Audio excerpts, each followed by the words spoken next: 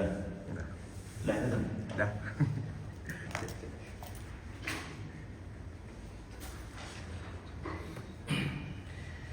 أعوذ بالله من الشيطان الرجيم. أعوذ بالله من الشيطان الرجيم. ما ننسخ من آية أو ننسها نأت بخير منها أو مثلها. ما ننسخ من آية أو ننسها نأت بخير منها أو مثلها. ألم تعلم أن الله على كل شيء قدير. ألم تعلم أن الله على كل شيء قدير. ألم تعلم أن الله له ملك السماوات والأرض. ألم تعلم أن الله له ملك السماوات والأرض وما لكم من دون الله من ولي ولا نصير. وما لكم من دون الله من ولي ولا نصير. أم تريدون أن تسألوا رسولكم كما سئل موسى من قبل. أم تريدون أن تسألوا رسولكم كما سئل موسى من قبل. ومن يتبدل الكفر بالإيمان فقد ضل سواء السبيل. ومن يتبدل الكفر بالإيمان فقد ضل سواء السبيل. ود كثير من أهل الكتاب لو يردونكم من بعد إيمانكم كفارا. ود كثير من أهل الكتاب لو يردونكم من بعد إيمانكم كفارا حسدا من عند أنفسهم من بعد ما تبين لهم الحق. كفارا حسدا من عند أنفسهم من بعد ما تبين لهم الحق. فاعفوا واصفحوا حتى يأتي الله بأمره. فاعفوا واصفحوا حتى يأتي الله بأمره. إن الله على كل شيء قدير. إن الله على كل شيء قدير.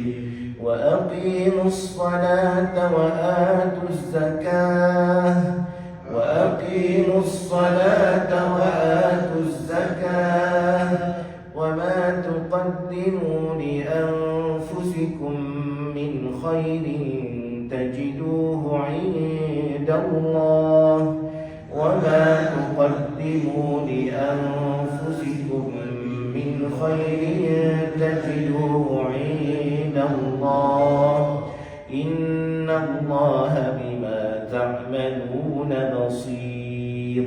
إن الله بما تعملون بصير. وقالوا لن يدخل الجنة إلا من كان هودا أو نصارى. وقالوا لن يدخل الجنة إلا من كان هودا أو نصارى. تلك أمانيهم قل هاتوا برهانكم إن كنتم صادقين. قل هاتوا برهانكم إن كنتم صادقين.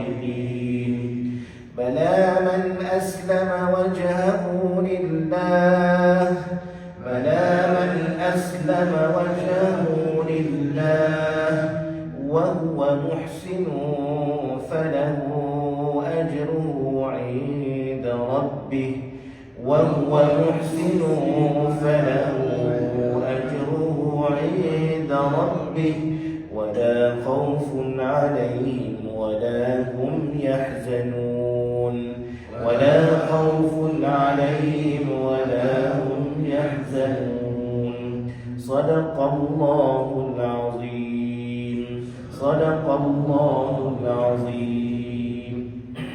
Okay. Kita masih lagi dalam surah Al-Baqarah.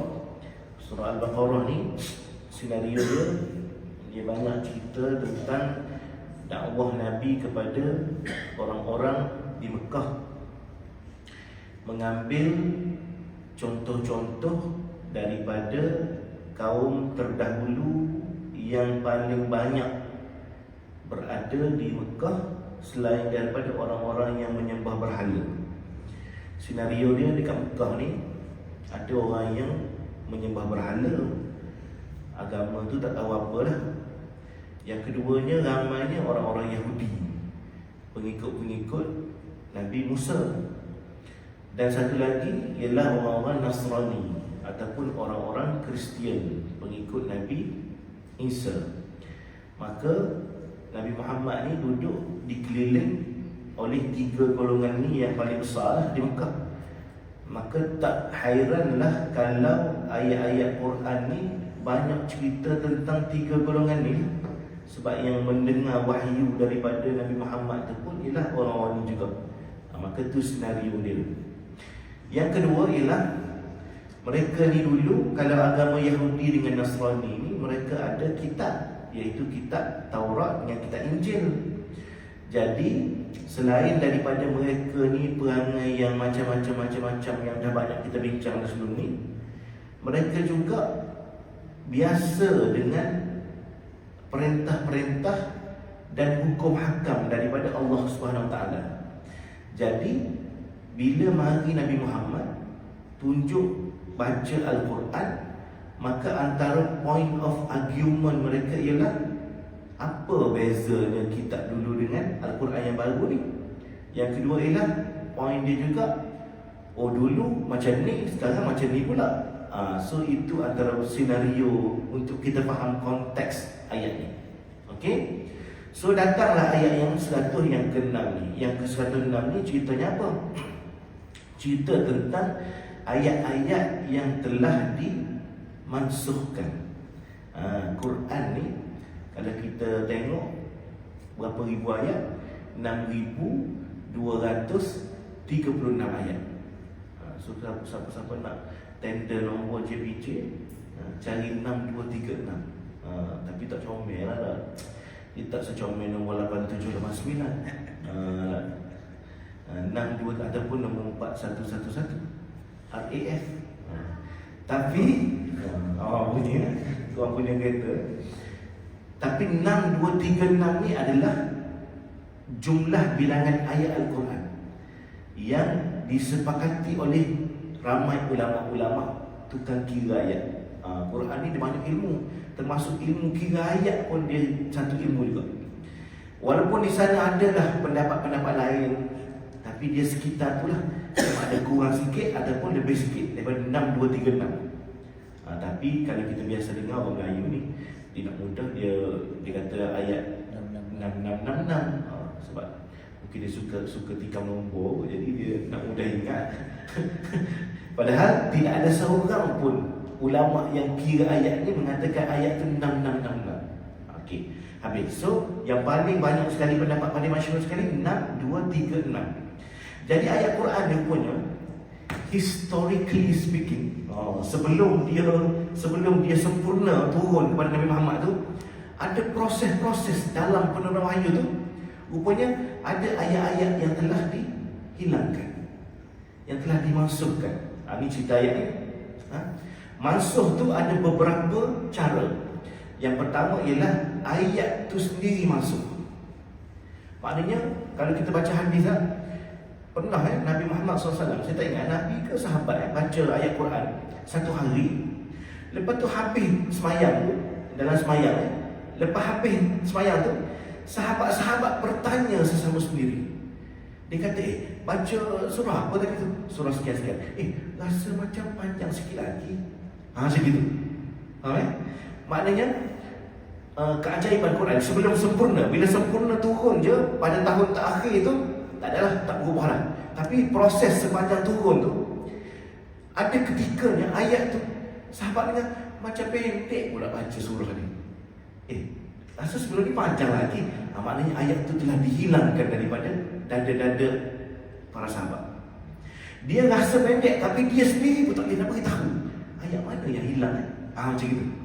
Maknanya Allah Ta'ala angkat ayat tu daripada dada-dada ataupun daripada ingatan manusia, sehingga semua orang pun tak tahu dah ayat tu hilang ke mana. Tapi dia tahu ayat tu tak ada dengan sendirinya. Satu. Yang kedua, ada ayat yang dihilangkan, tetapi mereka tahu ayat tu hilang. Ada juga. Contohnya yang saya ingat ayat tentang orang-orang tua, orang-orang tua yang berzina. Asy-syaikhatu wasy-syaikhatu farjumuhumul battah. Kata orang-orang tua lelaki dan orang-orang tua perempuan yang berzina, hendaklah mereka membaling mereka dengan batu. Contoh. Ayat tu, ya semua orang sepakat kata, wah ada ayat, tapi tak ada dah. Dalam Quran 6, 2, 3, 6 tu tidak dibaca dah ayat tu. Maknanya mereka sedar ayat tu hilang, tapi mereka tahu tapi tak ada. Okey, dua. Yang ketiga, ada ayat yang ada dalam tu, tapi hukumnya tak ada lah. Ada juga. Ayat kekal, tapi hukum tak kekal, tidak diguna pakai. Ayat masih ada. Benda ni yang selalu kadang-kadang diselewengkan, iaitu dia kata, boleh isu sekarang ni isu arak, yang kata arak. Ini boleh minum arak ni. Dalam Quran ada ayat tentang minum arak. Rupa-rupanya ayat tu ada, tapi hukumnya telah tiada. Sama ada apa? Sama ada hukumnya dimansuhkan oleh ayat yang lain. Macam-macam lah cerita tu panjang lah. Okay? So tu cerita dia. So Allah Ta'ala kata apa? Dia kata apa? 106. Ayat mana saja yang kami nasahkan. Nasahnya ni hilang, kami hilangkan. Nasah, kami hapuskan. Dan kami jadikan mereka lupa kepadanya, pasti kami ganti dengan ayat yang lebih baik daripadanya, atau yang setanding dengannya. Apa saja ayat yang hilang tu Allah Ta'ala beritahu, dia akan ganti dengan yang lebih baik ataupun yang setara dengan. Ceritanya apa? Macam saya sebut awal tadi, orang-orang Yahudi contohnya, mereka suka berbahas. Mereka suka argue. Dia kata, dulu kami macam ni, dulu kami macam ni. Tak ada dah. Sebab bila turun di Quran, dia menghapuskan segala syariat-syariat lain yang sebelum daripada agama Islam. Tetapi ada juga keadaan masa awal-awal turun Islam ni, ada setengah-setengah syariat daripada agama terdahulu masih diguna pakai oleh agama Islam. Sebagaimana saya tak ingat hadis rasanya, syar'u man qablana syar'un lana man lam yarid nasikhan. Dia kata syariat agama terdahulu menjadi syariat agama ini selagi mana tidak ada nas yang menghapuskan syariat tersebut. Adalah beberapa hukum, saya pun tak ingat nak sebut macam mana.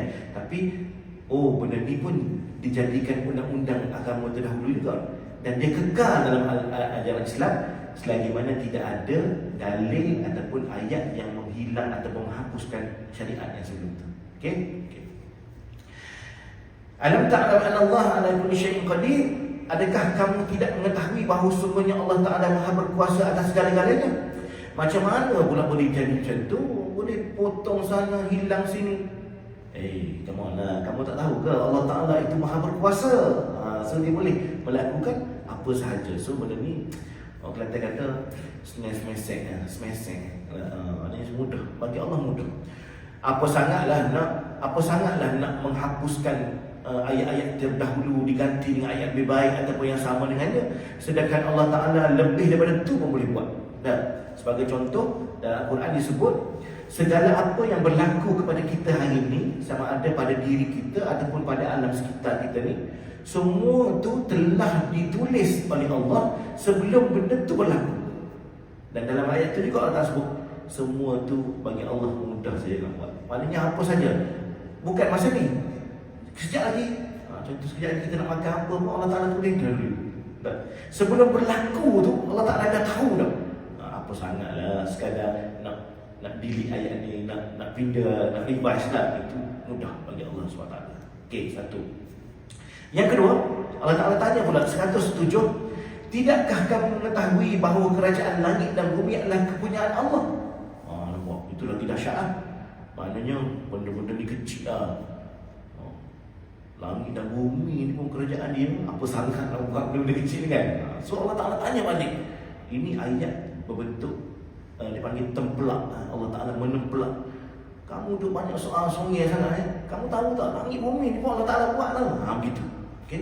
Wa ma lakum min dunillahi min waliyyin wa la nasir, dan tidak ada bagimu selain Allah seorang pelindung maupun seorang penolong. Maknanya kalau kamu kuat sangat IQ dan sebagainya, maka bagi kamu ni dia ada pelindung dan penolong selain daripada Allah Subhanahu wa Ta'ala. Kerana sifatnya Allah Ta'ala itu Maha berkuasa, maka dialah yang akan menentukan apa yang boleh berlaku kepada kamu, apa yang dia nak halang daripada kamu dan sebagainya. So benda tu kena yakin apa saja tidak boleh berlaku kecuali dengan izin Allah Subhanahu wa Ta'ala kan?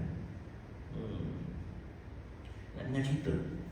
Minggu lepas adalah orang tanya saya, sebab ada satu sekolah yang budak Cina kena bunuh kan. Adalah di kalangan kita ni anak-anak dia satu sekolah kat situ, kawan dengan budak tu. Jadi dia pun telefon saya tanya. Dia kata orang-orang Cina ni bila ada macam kejadian bunuh macam ni, mereka akan buat satu upacara ritual, semak, tahu semak? Semak ke semak? Dia macam nak menghalau hantu lah. Dia percaya bahawa bila dah ada bunuh ni, dia sudah ada satu kuasa hitam datang kan? Angin hitam kan? Cerita apa? Cerita hantu Kak Lima. Angin hitam kan, ada bomoh daripada Indonesia kan, Pak Adi Joko apa dah nama. Jadi orang Cina dia percaya bila berlaku pembunuhan gitu, maka kawasan yang berlaku tu penuh dengan kuasa jahat kan? Maka mereka pun nak semak benda dia sebut dia kan. Ada upacara dia untuk menghalang setan jahat kan. Jadi ada seorang ni, orang Islam lah, kawan-kawan kita, dia tanya saya, dia kata, boleh tak kita pun nak buat juga macam, ya, saya rasa macam sebab kita kena baca Yasin semua. Saya kata, sebab kita nak pulihkan semangat ni, dia kata, ni isu lah kan. Sebab budak-budak trauma, ibu bapa trauma kan, bunuh depan mata kan. Saya kata, nak hilang trauma itu trauma tu biasalah, benda berlaku depan mata. Nak hilang trauma tu tak payah baca Yasin, saya kata, panggil kaunselor lah, bagi semangat, motivasi balik. Tak ustaz gini-gini. Saya kata, ini dia bermula dengan percaya benda-benda gitulah. Dia percaya. Saya bagi tahu gitulah. Kita percaya mula-mula. Kenapa kita nak baca Yasin? Kenapa? Sebab kita percaya bahawa ada benda yang mengganggu ni. Nampak? Ni ayat dia jawab dia. Allah Ta'ala yang berkuasa atas segala-galanya. Bukan, tak ada benda lain yang lebih besar dari Allah. Tak sedap percaya sangatlah benda gitu. Dan trauma tak trauma ni itu normal, itu psikologi je. Nak hilang trauma tu rehat, lama-lama rehat. Sekolah patut bagi cuti ke apa kan. Jadi benda gitu. Jadi tapi dah nak buat. Jadi mula-mula dia tanya boleh ke tidak. Jadi saya kata tak payahlah benda ni. Tapi tak salah kan. Dia gitu, dia bagi gitu. Jadi orang nak buat ni dia betul lah modal dia. Boleh ke tidak? Bila kita kata tak boleh, tapi tak salah kan. Dia dua tu. Jadi saya tahu ikutmu lah. Dan maksudnya begitu. Tak faham konsep ni bahawa Allah Ta'ala semua tu. Jadi jangan duduk kalau percaya benda-benda yang so begitulah. Dia percaya. Mungkin katanya kita tak percaya benda tu, tapi kenapa kita terdetik nak baca Yasin semua tu? Sebab takut sangat ke hantu. Macam gitulah bahasa kampung lah. Maknanya kena kembali kepada ni, Allah Ta'ala yang buat tu. Jadi tak jadi, bukan kuasa lain. Bahkan dalam Quran sebut, dia kata saya sebut lah itu kan, selemah-lemah tipu daya ni, tipu daya syaitan. Lepas tu dia sebut juga lah, ni bukan ini point of discussion. Dia kata oh iyalah, sebab mungkin kita boleh, kalau kita tak baca Yasin pun, mungkin kita boleh pasang kaset, CD, YouTube baca Quran kan. Ustaz KAB kan baca Quran kan. Sebab macam kita pergi, apa dia kata, kita pergi kedai-kedai mamak tu dengan baca Quran tenang. Saya kata ni sebenarnya syaitan ni kan. Kalau tanya saya, hukum memasang ayat Al-Quran di dalam kedai itu haram, saya kata. Sebab ayat Quran ni bila dipasang, didengar, dibaca, orang kena dengar. Wajib diam. Kita di kedai mamak, ada kita diam. Kita duduk borong dengan kawan kita, pompai. Lepas tu kita tertipu dengan tenangnya dengan ayat Quran. Itu salah tu. Seolah-olah memasang ayat Al-Quran di pasar, mana boleh, haram. Sebab orang tengah sibuk berurus niaga. Quran perlu dihormati dengan duduk diam, dengar. Gitu. Jadi ni saya kata tipu daya syaitan ni, syaitan hias. Syaitan itu kerja apa? Menghias sesuatu yang buruk supaya nampak baik. Mari kita pasang ayat Quran dekat pasar selayang, bagus juga boleh dengar ni. Memanglah keadaan biasa betul, tapi pasar di pasar salah. Kalau saya kata haram kan? Sebab apa? Orang tak akan dengar Quran tu, orang sibuk belikan. Gitu. Jadi syaitan itu kan dia twist. Dia banyak plot twist So kena balik semua, dia ingat bahawa dalam Quran kata inna kaida syaitani kana dha'ifa. Sesungguhnya tipu daya syaitan ni lemah. Kadang-kadang dia pakat sama dia. Jin A pakat dengan jin B lah. Tok Muhammad ni ada jin masing-masing kan. Dia pakat lah. Tu kena ingat Allah Ta'ala berkuasa. Kena ingat bahawa Allah Ta'ala semua tanpa izin Allah tak akan jadi. Jadi tipu daya siapa yang paling hebat sekali? Saya rasa saya sebut dah gitu lah. Sebut, ingat pula kaji. Tak bagi sebut tunjuk tipu daya wanita. Dan surah Yusuf kan, inna kaidakunna azim. Sesungguhnya tipu daya wanita itu sangat hebat. Dalam Quran. Lebih banyak tipu daya syaitan. Okey, habis tinggal lagi. Okey. Ayat 108. Atau kamu pula hendak meminta kepada Rasulmu, yakni Muhammad, seperti mana Musa pernah diminta oleh Bani Israel dahulu. Ini cerita juga. Satu, kita dah faham hari itu bahawa Bani Israel ini dia suka tanya macam-macam kan. Jadi Nabi Muhammad dikeliling orang yang dulu Tuhan ni, adakah kamu nak jadi macam kaum Nabi Musa dulu? Suka minta, suka tanya, suka ni question benda pelik-pelik kan. Okey. Wa man yatabaddal al-kufra bil iman, dan barang siapa yang menukar iman dengan kekafiran, maka sesungguhnya orang itu telah sesat dari jalan yang lurus. Ceritanya apa? Ceritanya kerana tak nak terima ajaran Nabi Muhammad, maka banyaklah songenya kan. Jadi Nabi Muhammad tanya, Allah Ta'ala tanya, adakah kamu nak jadi macam kaum Nabi Musa dulu kan? Tanya macam-macam, padahal tak beriman pun kan. Itulah ceritanya. Okay. 109. Sebahagian besar ahli kitab. Siapa ahli kitab? Orang Yahudi dan Nasrani lah, dipanggil sebagai ahli kitab kan? Inginkan agar mereka dapat mengembalikan kamu kepada kekafiran setelah kamu beriman, kerana dengki yang timbul daripada diri mereka sendiri setelah nyata bagi mereka kebenarannya.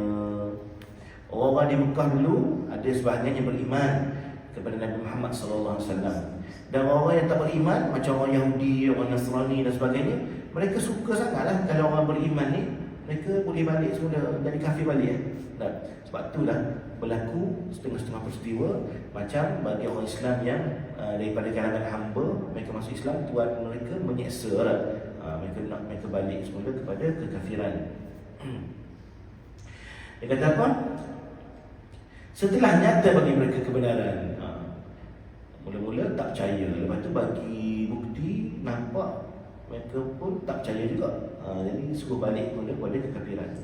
Maka apa kena buat? Maafkanlah dan biarkanlah mereka hingga Allah datangkan perintahnya.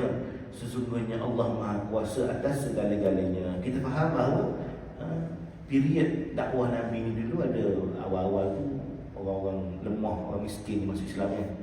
Maka tak boleh nak buat apa lah. Masa ni tidak lagi belum disyariatkan perang balas tak. Maka Allah kata maaf.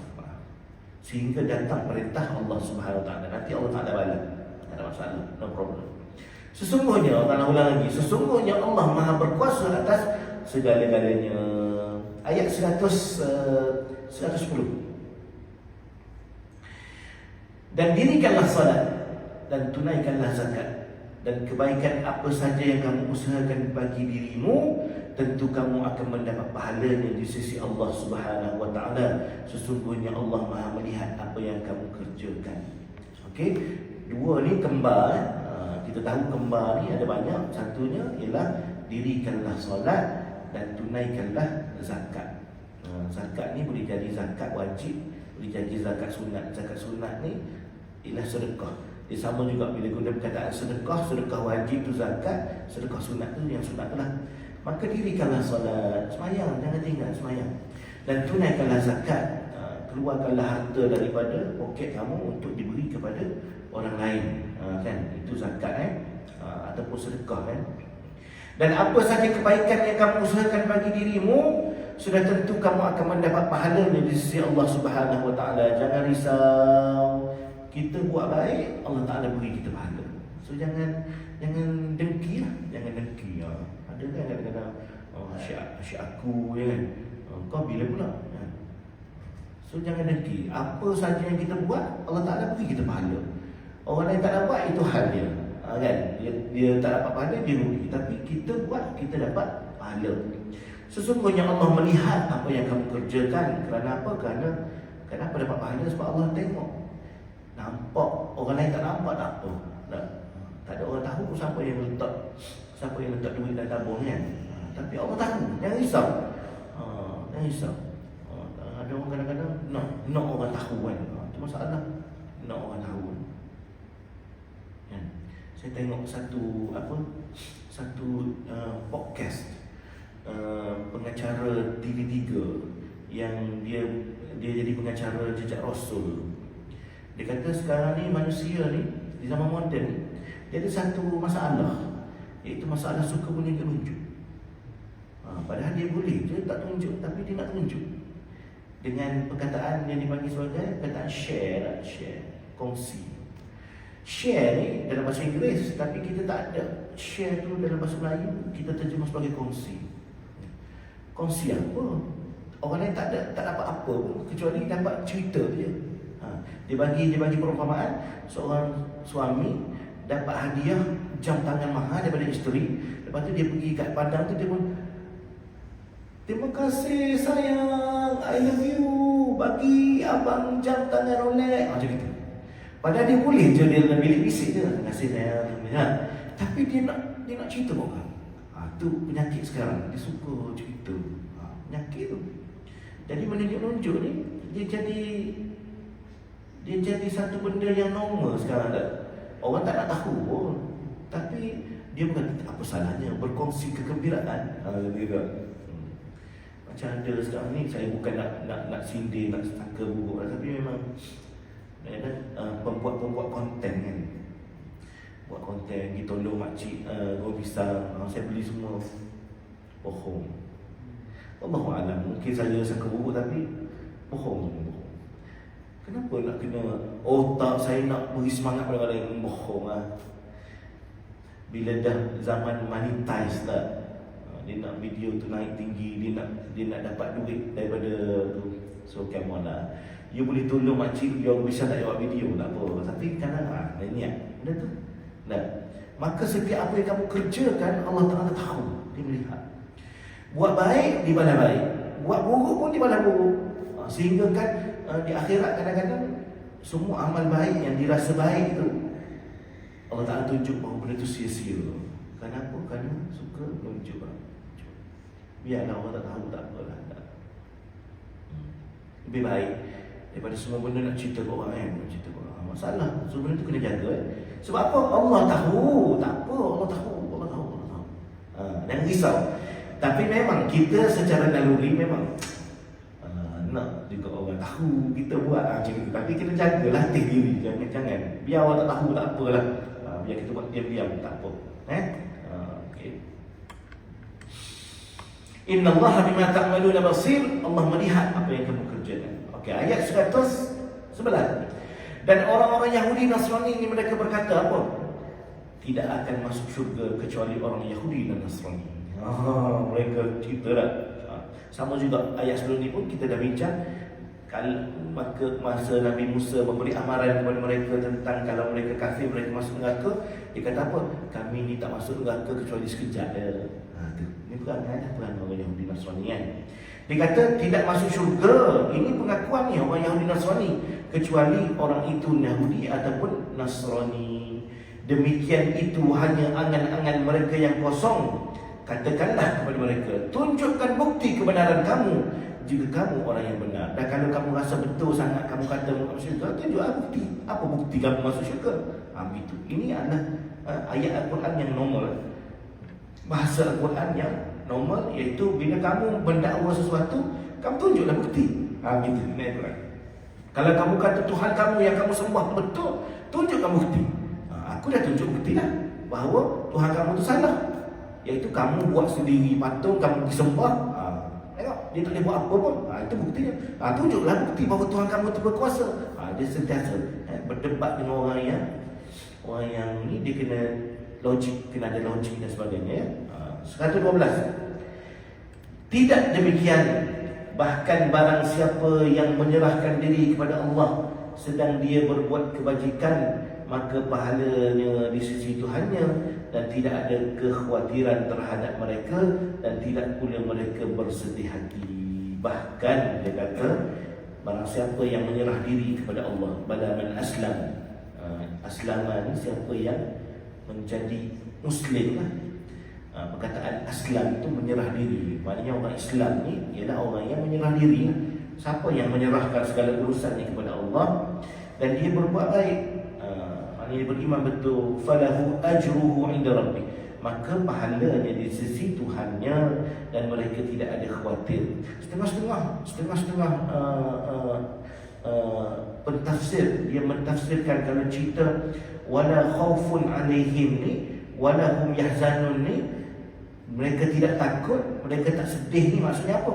Maksudnya mereka sudah tidak takut lagi dengan apa yang akan berlaku selepas mereka mati. Dan mereka tidak sedih lagi dengan apa yang mereka tinggal selepas mereka mati. Begitu. Maknanya orang beriman ni tak ada apa, saya happy ya. Saya confident lah ke depan ni. Tak takut. Orang tak beriman dia takut. Walaupun dia tak cakap, dia takut. Muka dia happy semacamnya. Tentu tak, kalau kita banyak orang buat maksiat apa, macam tak takut je nak mati. Tapi jauh di hatinya mereka takut. Sebab apa? Aku ni tak ready gitu. Tak ready. Walaupun yahzanun, mereka juga tak sedih. Sedih kenapa? Dengan apa yang ditinggalkan. Kita ni, saya selalu sebut ujian bagi orang berharta ni, mereka cinta kepada harta. Jadi saya selalu sebut, tinggal segala harta tu sebelum meninggal. Tinggal tu apa? Bukan suruh jual, buang daripada hati, buang. Maknanya tak ada, lepas ni hilang. Tak ada. Aku mati tak sedih. Ini tidak. Nak mati tu pusing. Rumah ni nak bagi siapa? Ni nak bagi siapa? Semua. Itu normal. Jadi kena buang. Maknanya tak apa. Kita nak mati. Yang tinggal tu orang hidup dah fikir. Betul. Saya jumpa seorang ni, saya kata, soal Datuk saya tanya, Datuk Zaini tu yang datang, yang bagi kita meja kan. Tu. Nanti lepas meninggal nanti macam mana bisnes Datuk ni? Aku dah meninggal, bagi orang yang hidup dah fikir. Aku tak nak fikir lah. Gitu. Maksudnya dia tak risau. Gitu. Kena ada gitu. Tapi jangan leka, sebab perangai manusia ni memang makin tua dia makin menjadi. Betul tak? Banyak kita jumpa kan, di mulut cakap kami tak nak apa dah, nak mati dah. Tapi tengok pada gaya sekejap beli tu, sekejap beli macam tak nak mati pula. Gitu. Jadi kena berhati-hati. Ini ujian. Sebab manusia ni, sebab dalam Quran memang sebut manusia ni suka kumpul-kumpul harta kan. Dan mereka akan sedar bila malaikat mau nak cabut nyawa, baru mereka sedar aku nak mati dah, jadi aku nak sedekah lah. Dia kata apa? Dia kata tunggu sekejap, jangan cabut nyawa aku. Nak buat apa? Aku nak pergi sedekah semua harta-harta aku. Memang normal begitu. Jadi kita kena sentiasa berwaspada. Hilang dunia yang ada pada kita ni, kena buang sikit sehingga kita tak rasa apa dia kalau dia hilang. Jangan sedih, murung, moyok kan. Susah lah kalau gitu. Maknanya dunia masih lagi banyak dalam hati kita. Orang kata dunia dia letak di tangan, jangan letak di hati. Kalau letak di hati susah nak hilang. Tapi kalau tak di tangan, hilang je dia lepas sebab di tangan tu kena belajar. Wallahu ta'ala a'lam. InsyaAllah. Ada wayang-wayang.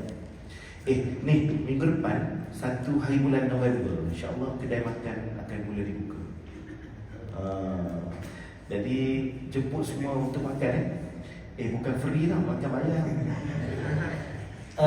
Nanti bila dah berjalan elok je baru saya fikir buat kenduri macam mana.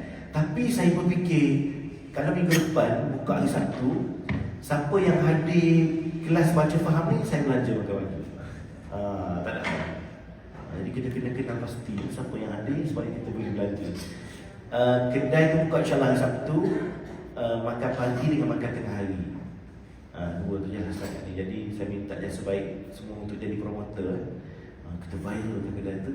Sebab kedai tu bagus, ada pakai banyak. Kan? Tu je bagus dia. Kan?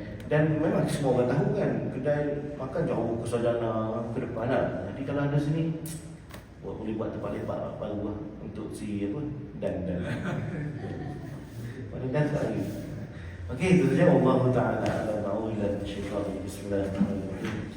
Allahumma hamdan al-Quran al-azim waj'alhu lana imaman wa nuran wa hudan wa rahmah. Allahumma dhakkirna minhu ma nassina wa 'allimna minhu ma jahilna warzuqna tilawatahu ana al-layli wa atraf an-nahar waj'alhu lana hujjatan ya arhamar rahimin. Walhamdulillahi rabbil alamin. Sallallahu ala Muhammad sallallahu alaihi wasallam. Sallallahu ala Muhammad sallallahu alaihi wasallam. Ya Nabi salam alaika, ya Rasul salam alaika, ya Habib salam alaika, salawatullah alaika, sallallahu ala Muhammad sallallahu alaihi wasallam, sallallahu ala Muhammad sallallahu alaihi wasallam. Koyum tanya Ustaz, masakan pantai timur ke? Yelah. Selangor mana sedap makan. Nasi kerabu lah? Oh, mantap, mantap. Koyum balik kampung tak? Koyum ada kursus. Oh, kursus. Kursus lagi je. Okey.